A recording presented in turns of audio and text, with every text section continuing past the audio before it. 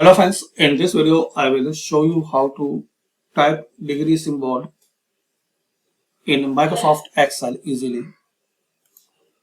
So you have to use this shortcut or formula equal sign and CHAR now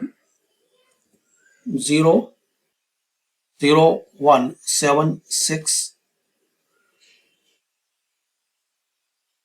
again and press enter. So you have this degree symbol.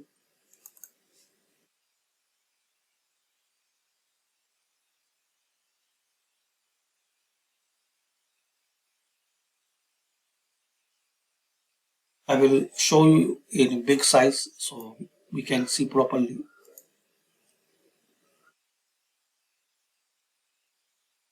Equal sign, press enter. So now we have this degree symbol. You can type any letter like you want to type this one.